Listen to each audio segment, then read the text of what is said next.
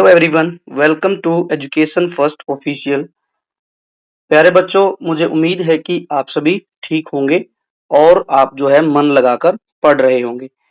आज की जो कविता है बच्चों, वो हमारी कक्षा 7वीं की जो हिंदी की किताब है मल्हार, उसका आज हम तीसरा पाठ पढ़ेंगे, जिसका नाम है फूल और कांटा। ये एक बच्चों प्यारी सी कविता है। क्या है ये? एक कविता है जिसके कवि हैं अयोध्या सिंह उपाध्याय और इनके नाम के पीछे हरिऔध भी लगता है, टाइटल है। बच्चों, ये जो कविता है, जैसा नाम से ही आप समझ गए हैं, फूल और कांटा, इसमें मुख्य रूप से फूल और कांटे के बारे में बताया गया है। जैसे बच्चों, आप कभी अपने घर के बाहर बगीचा है या कहीं पार्क में जाते हैं, वहां पर आपको तरह तरह के फूल खिले हुए दिखते हैं पौधों के ऊपर। तो आपका मन जो है बहुत ही खुश हो जाता है, फूलों को देखकर आनंद से भर जाता है। और जो है फूलों को देखकर ऐसा लगता है कि इन सारे फूलों को इकट्ठा करके मैं अपने घर पर ले जाऊं। या फिर आप उन फूलों से प्यार करते हैं, फूलों को देखकर आपके मन में खुशी का भाव जागृत होता है। लेकिन एक और चीज होती है, आप सिर्फ फूल देखते हैं। बच्चों, जहां फूल होते हैं पौधे पर, कहीं न कहीं वहीं पर कांटा भी होता है। लेकिन आप उस कांटे की तरफ बिल्कुल भी नहीं ध्यान देते, कांटे में थोड़ी सी भी दिलचस्पी नहीं लेते हैं। क्यों नहीं लेते हैं? क्योंकि कांटे का स्वभाव जो होता है बच्चों, वो फूल से अलग होता है। फूल हमें खुशबू देता है, कांटा क्या देता है? कांटा हमें चुभन देता है, दुख देता है। ठीक है, इसलिए हम कांटे को जो है एक तरफ रख देते हैं और फूल को सिर्फ हम ध्यान में रखते हैं। ठीक है, ऐसे ही ये कुछ कविता है बड़ी प्यारी सी। और जो है, चलिए अब हम इसको समझते हैं क्या कुछ दिया गया है कविता में। लिखा है, क्या लिखा है बच्चों, कि है जन्म लेते जगह में एक ही। कौन कौन? फूल और कांटा दोनों एक ही जगह में जन्म लेते हैं। एक ही पौधा उन्हें है पालता, रात में उन पर चमकता चांद भी एक ही सी चांदनी है डालता। मेह उन पर है बरसता एक सा, एक सी उन पर हवाएं भी बही। पर सदा ही यह दिखाता है हमें, ढंग उनके एक से होते नहीं। किसके ढंग एक से नहीं होते? फूल के और कांटे के ढंग एक से नहीं होते हैं। छेद कर काटा किसी की उंगलियां, फाड़ देता है किसी का वर वसन। प्यार डूबी तितलियों का पर कतर, भोर का है भेद देता शाम तन। फूल लेकर तितलियों को गोद में, अब बारी आ गई है फूलों की। पहले बताया गया था कांटों के बारे में, अब फूलों की क्या बारी है? क्या बातें बताई गई फूल के बारे में? कि फूल तितलियों को गोद में लेता है, भोर को अपना अनूठा रस पिला, निज सुगंधों ओ निराले रंग से, है सदा देता कली जी को खिला। आगे लिखा है खटकता एक सबकी आंख में, दूसरा है सोहता सुरशीस पर। किस तरह कुल की बड़ाई काम दे, जो किसी में हो बड़प्पन की कसर। तो ये थी हमारी कविता बच्चों, हमने अभी इसको सही शब्दों में उच्चारित किया। मुझे उम्मीद है आपको ये शब्द, ये कविता अभी तक जितनी पढ़ी है समझ आई होगी। अब हम इसके जो है एक एक शब्द का अर्थ और इसकी सरल शब्दों में व्याख्या करेंगे बच्चों, एक एक पैरे की। चलिए शुरू करते हैं, हम दोबारा से पढ़ के और शुरू करते हैं। यहाँ लिखा है, क्या लिखा है यहाँ पर? है जन्म लेता लेते जगह में एक ही पौधा उन्हें है पालता। तो कवि जो है अयोध्या सिंह जी बता रहे हैं, क्या बता रहे हैं, कि जो फूल और कांटे हैं उनको एक ही जो है पौधा जन्म देता है और उन्हें एक ही पौधा पालता है। पालना मतलब उनका भरण पोषण करता है। भरण पोषण कौन करता है? एक ही पौधा करता है। एक ही पौधा भरण पोषण करता है, फूल और कांटों दोनों का। और फूल और कांटों दोनों को रात में उन पर चमकता चांद भी, और जो चांद है वो भी जो है उन दोनों पर, फूल पर और कांटे पर एक जैसा चमकता है। और जो चांद है एक ही सी चांदनी दोनों के ऊपर डालता है। जो चांद अपनी रोशनी है वो दोनों पर बराबर मात्रा में फूल पर भी और कांटे पर भी डालता है। मेह उन पर है बरसता एक सा। मेह का मतलब होता है बच्चों यहाँ पर बारिश। बारिश या जो है वर्षा, ठीक है। मेह वर्षा जो होती है उन पर बरसता एक सा बादल। वर्षा बादल जो है एक जैसी वर्षा दोनों पर करता है। एक सी उन पर हवाएं हैं बही और फूल और कांटे पर एक जैसी समान तरीके से हवा भी बही है। पर सदा ही यह दिखता है हमें ढंग उनके एक से होते नहीं। अब जब सारी चीजें बच्चों एक जैसी मिली, फूल को भी और कांटे को भी, चांदनी एक जैसी मिली, बारिश का पानी भी एक जैसा मिला और हवा भी एक जैसी दोनों को मिली, लेकिन फिर भी दोनों के ढंग, फूल के फूल का अलग ढंग है और कांटे का अलग ढंग है। ढंग मतलब बच्चों स्वभाव है। दोनों का स्वभाव अलग अलग है, ठीक है। दोनों का स्वभाव अलग अलग है। फूल क्या करता है, कांटा क्या करता है, दोनों आप सब जानते हैं। फूल सुगंधित फैलाता है और कांटा हमें जो है जैसे ही लगता है, चुभता है कांटा तो हमें दर्द का एहसास होता है। तो ये स्वभाव है दोनों का अलग अलग। अब कांटे के बारे में कुछ बताया गया यहाँ पर। छेद कर काटा किसी की उंगलियां। अब कांटा क्या करता है, जब आप कहीं पर किसी फूल या किसी भी पेड़ के पास जाते हैं, फूल वाले पेड़ पर, पौधे पर, तो जब आप कोई फूल लेना चाहते हैं तो कांटा आपकी उंगलियों को क्या कर देता है, छेद देता है, आपकी उंगलियों में चुभ जाता है, जिससे आपको जो है अनंत अथाह पीड़ा दर्द सहन होता है। और क्या कर देता है कांटा, फाड़ देता है किसी के वर वसन। वर वसन का मतलब होता है बच्चों कपड़े। कपड़े भी फाड़ देता है कांटा। क्या करता है, उंगलियों में छेद तो कर ही देता है, इसके अलावा कपड़े भी फाड़ देता है कांटा। और प्यार डूबी तितलियों पर का पर कतर। पर का मतलब होता है बच्चों पंख, ठीक है। कतरना मतलब काट देना। जो है कांटा क्या करता है, जो प्यार में डूबी हुई हैं, फूल के साथ बिल्कुल मस्त हैं तितलियां, उनके पंखों को काट देता है। कौन काट देता है, कांटा काट देता है। और क्या कर देता है कांटा, भोर का है भेद देता है श्याम तन। और जो है जो ये कांटा है, भोर मतलब होता है भंवरा, भंवरे का श्याम तन मतलब काला शरीर, काला शरीर। आपने देखा है कि जो भंवरा होता है उसका तन, उसका शरीर काले रंग का होता है, श्याम रंग का होता है। तो कांटा क्या करता है, जब भंवरा फूल के पास जाता है तो फूल के आसपास के जो कांटे होते हैं वे उसके शरीर को जो है छील देते हैं, काट देते हैं। अब दोबारा दूसरी बात बताई गई है फूलों के बारे में। फूलों के बारे में क्या लिखा गया है, यहाँ लिखा है, फूल लेकर तितलियों को गोद में। अब देखिए फूल किस तरीके से कांटे से अलग है वो समझेंगे हम, कि फूल जो होता है वो तितलियों को अपनी गोद में ले लेता है, तितलियों से प्रेम करता है, उनके साथ अपना प्यार जताता है फूल, और भौरों को अपना अनूठा रस पिलाता है, ठीक है। फूल जब के पास तितलियां और भौरे आते हैं तो उन पर अपना अद्भुत प्रेम जताता है फूल, और भौरे को अपना रस पिलाता है और तितलियों को अपनी गोद में लेके उनसे प्रेम करता है। निज सुगंध और निराले रंग से फूल क्या करता है, अपनी सुगंध, निज का मतलब होता है बच्चों अपनी, अपनी सुगंध और अपने निराले रंग से वो क्या कर देता है सदा देता कलीजी को खिला। और जो है जो फूल है वो अपने निराले रंग और सुगंध के कारण अपने आसपास की जो कलियां हैं उनको, उनके जी को खुश कर देता है, ठीक है। जो कलियां हैं आसपास, जो फूल के और भंवरे हैं, तितलियां हैं, उनके जी को खुश कर देता है खटकता एक सबकी आंख में। कौन खटकता है, कांटा। कांटे के बारे में समझाया गया है कि एक है कांटा जो सबकी आंख में खटकता है, दूसरा है सोहता सुरशीस पर, और दूसरा कौन, फूल। अब फूल की बारी आ गई है।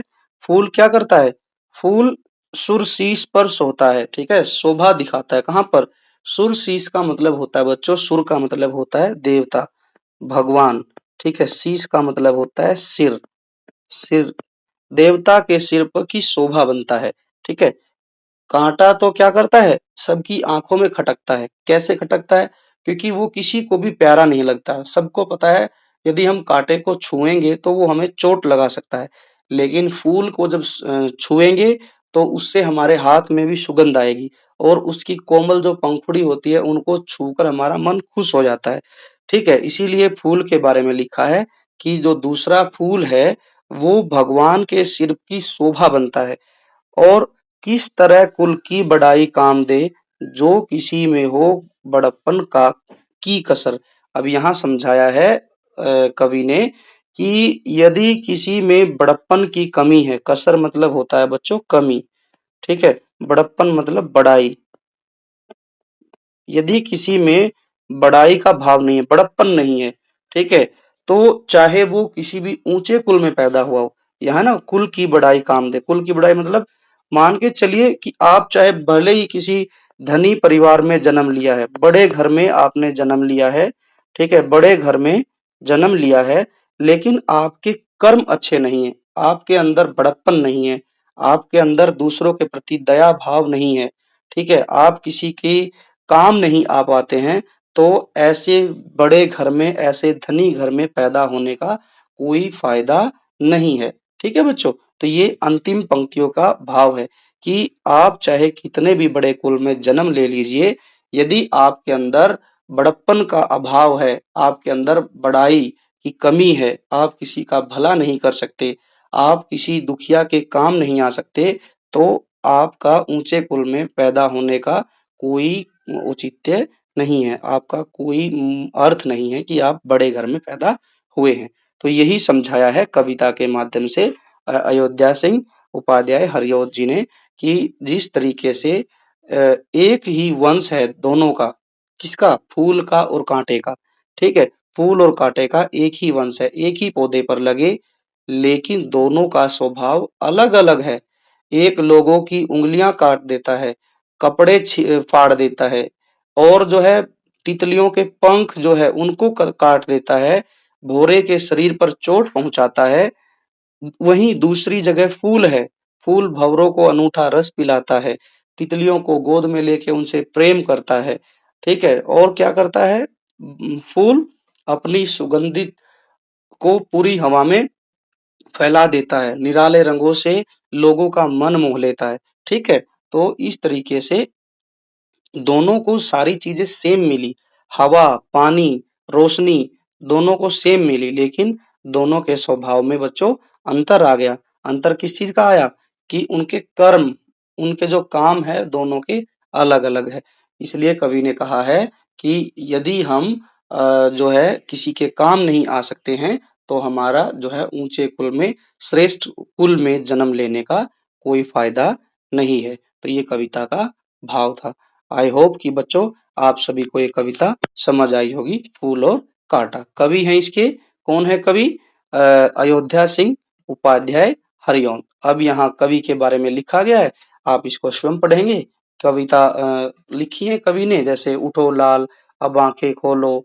ठीक है, इसके अलावा भी एक कविता है फूल और कांटा, हमने भी पढ़ी ली है। इनका जन्म उत्तर प्रदेश के आजमगढ़ जिले में हुआ है। ठीक है, तो ये इनकी कविताएं हैं। अब यहाँ कुछ प्रश्न पूछे गए हैं। ठीक है, क्या क्या दिया गया है? पाठ से संबंधित प्रश्न है मेरी समझ से। यहाँ लिखा है कविता के आधार पर नीचे दिए गए प्रश्नों का सटीक उत्तर कौन सा है, उनके सामने तारा बनाइए। ठीक है, कुछ प्रश्नों के एक से अधिक उत्तर भी हो सकते हैं। जैसे यहाँ क्या लिखा है? कविता में कांटे के बारे में कौन सा वाक्य सत्य है? सत्य मतलब सही है।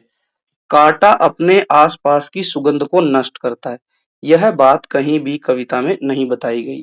कांटा तितलियों और भौरों को आकर्षित करता है, बिल्कुल गलत है। कांटा उंगलियों को छेदता है और वस्त्र फाड़ देता है, ये बात सही है। तो इसके सामने हम तारा बना देंगे ऐसे करके, ये हमारा स्टार बन गया। आगे बढ़ते हैं, दूसरा प्रश्न क्या दिया गया है? कविता में फूल और कांटे में समानताओं और विभिन्नताओं का उल्लेख है। मतलब क्या हुआ कि कांटे और फूल के बारे में कुछ सिमिलैरिटीज भी हैं और कुछ जो है डिफरेंट भी बातें बताई गई हैं। तो निम्नलिखित में से कौन सा वाक्य फूल और कांटे के बारे में सही बात बताता है? पहला वाक्य, फूल सुंदरता का प्रतीक है और कांटा कठोरता का। यह बात कहीं भी कविता में नहीं आई है कि जो है कांटा कठोर है, सुंदर है। ये उत्तर हो सकता है, लेकिन हमने इससे और उचित चुनना है, ठीक है?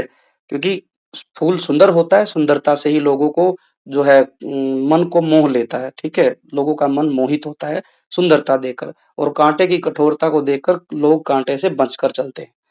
दूसरा है, फूल और कांटे के बारे में लोगों के विचार समान है। बिल्कुल नहीं, फूल और कांटे के बारे में लोगों के विचार समान हो ही नहीं सकते, क्योंकि कांटे का स्वभाव अलग है, फूल का स्वभाव अलग है। फूल और कांटे एक ही पौधे पर उगते हैं, लेकिन उनके स्वभाव भिन्न हैं। ये बात सही है। ये इसके सामने हम स्टार बनाएंगे। तो ये बात ठीक है कि फूल और कांटे दोनों का वंश एक है, एक ही पौधे पर लगते हैं, लेकिन दोनों के स्वभाव अलग अलग हैं। एक का काम है खुशबू फैलाना, एक का काम है दो लोगों को दुख देना, ठीक है? जैसे यहाँ एक नागफनी का पौधा दिया गया, यहाँ फूल भी लगे हैं, कांटे भी लगे हैं। यदि आप इस फूल को छूने के लिए, तोड़ने के लिए जाएंगे, तो हो सकता है आपको कोई एक दो कांटा लग जाए, और कांटा लगेगा तो आपको पीड़ा या दर्द का जो है एहसास होगा। आगे है तीसरा प्रश्न, क्या है? कविता के आधार पर कौन सा निष्कर्ष उपयुक्त है? कि भाई कौन सा रिजल्ट जो है निकल सकता है, कविता के आधार पर हमने बताना है। व्यक्ति का कुल ही उसके सम्मान का आधार होता है। बिल्कुल नहीं, ये बात हो सकती है, लेकिन हर बार आदमी को सम्मान मिले ये जरूरी नहीं है। व्यक्ति के कार्यों के कारण ही लोग उसका सम्मान करते हैं, ये बात बिल्कुल सही है। फूल का सम्मान क्यों करते हैं लोग? क्योंकि फूल जो है वो लोगों को खुशबू देता है, अपने कामों से लोगों को खुश करता है, इसलिए फूल की इज्जत होती है, और कांटे को लोग जो है बुरी नजर से देखते हैं। तो इसका उत्तर दूसरा हो जाएगा, दूसरे के सामने हम स्टार बना देंगे। आगे बढ़ते हैं। कविता के अनुसार निम्नलिखित में से कौन सा कथन बड़प्पन के लिए सर्वाधिक उपयुक्त है? बड़प्पन का मतलब होता है कि बड़ाई के वाले काम करना। आप जो भी काम करते हैं उससे लोग आपकी प्रशंसा करें, ठीक है? ये इसका अर्थ है। पहला वाक्य है, धन दौलत और ताकत से ही व्यक्ति का बड़प्पन का पता चलता है। बिल्कुल नहीं। दूसरा है, कुल के बड़प्पन की प्रशंसा व्यक्ति की कमियां ढक लेती है। ये भी गलत है, ठीक है? आप सोचते हैं कि आप बड़े कुल में, धनी कुल में, बहुत ही अमीर घर में पैदा हुए हैं, और आप काम बड़े गंदे गंदे करते हैं, ठीक है? तो इससे ये नहीं होगा कि आपकी कमियां ढक जाएंगी, नहीं। एक दिन आपकी सारी कमियां लोगों के सामने आएंगी। बड़प्पन व्यक्ति के गुणों, स्वभाव और कर्मों से पहचाना जाता है। ये इसका सही उत्तर है। लोगों का बड़प्पन, किसी आदमी का बड़प्पन उसके गुण और उसके कर्म के हिसाब से पहचाना जाता है। ये इसका सही उत्तर होगा। अब हम बढ़ते हैं आगे। यहाँ पर क्या दिया गया है? पंक्तियों पर चर्चा। क्या चर्चा करनी है? पाठ में से चुनकर नीचे कुछ पंक्तियां दी गई हैं, उन्हें ध्यान से पढ़िए और उन पर विचार कीजिए। आपको इनका क्या अर्थ समझ में आया? अपने विचार अपने समूह में साझा कीजिए और लिखना है। ये कविता की पंक्तियां हैं, ठीक है? इनका आपने अर्थ लिखना है। अर्थ मतलब भावार्थ। यहाँ हम लिखेंगे भावार्थ। क्या लिखना है हमने? भावार्थ लिखना है यहाँ पर। क्या लाइनें दी गई हैं? मेह उन पर बरसता एक सा, एक सी उन पर हवाएं है बही, पर सदा ही यह दिखता है हमें, ढंग उनके एक से होते नहीं। तो ये बात फूल और कांटे के संदर्भ में कही गई है बच्चों, कि जिस प्रकार से, यहाँ इसका अर्थ बता रहा हूं मैं।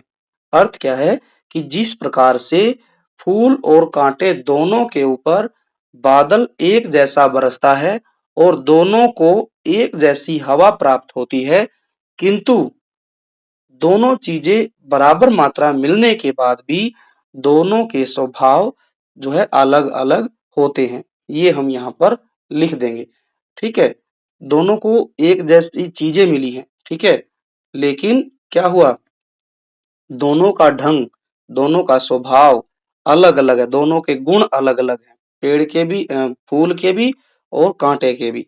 तो हम यहाँ लिखेंगे, इन पंक्तियों से समझ आता है कि फूल और कांटे को, दोनों को जो है बारिश का पानी और हवा, ठीक है, समान मात्रा में एक बराबर मिलते हैं, लेकिन फिर भी दोनों के स्वभाव, दोनों के व्यवहार, दोनों के गुण अलग अलग होते हैं, ठीक है। ये हमें ये समझाता है कि व्यक्ति की पहचान उसके कर्मों और स्वभावों से होती है, न कि उसके परिवेश से। ये इसका अर्थ हो जाएगा। दूसरा जो कविता की पंक्तियां दी गई है वो किस प्रकार है? किस तरह कुल की बड़ाई काम दे, किस तरह कुल की बड़ाई काम दे, जो किसी में हो बड़प्पन की कसर, ठीक है। अब इसका क्या अर्थ है? इसका अर्थ यह है कि यदि व्यक्ति में अच्छे गुण नहीं है, ठीक है, बड़प्पन की कमी है, यदि व्यक्ति में बड़प्पन की कमी है तो क्या होगा? तो चाहे वह किसी बड़े घर में भी जन्म ले ले, ठीक है, बड़े घर में भी जन्म ले लेगा, ठीक है, तो उसका सम्मान नहीं हो सकता, ठीक है। असली बड़प्पन व्यक्ति के गुणों और कर्मों से होता है, ठीक है। तो ये बातें हम इसमें लिख सकते हैं। इसका अर्थ है कि यदि किसी व्यक्ति के गुण अच्छे नहीं हैं तो उसके कुल की जो बड़ाई है, प्रतिष्ठा है, वो भी उसका सम्मान नहीं बचा सकती। असली बड़प्पन व्यक्ति के गुण और कर्मों से ही आता है। ये हम इसमें लिख देंगे। आगे बढ़ते हैं। आगे क्या दिया गया है? मिलकर करे मिलान। क्या है? इस कविता में फूल और कांटा के उदाहरण द्वारा लोगों के स्वभावों और के अंतर और समानता की ओर संकेत किया गया है। दूसरे शब्दों में फूल और कांटा प्रतीक के रूप में प्रयोग है। फूल और कांटा, फूल अच्छे आदमी के रूप में प्रयोग होता है यहाँ पर, ठीक है, अच्छे आदमी के रूप में। और कांटा, कांटा जो है बुरे व्यक्ति के बारे में प्रयोग किया गया है।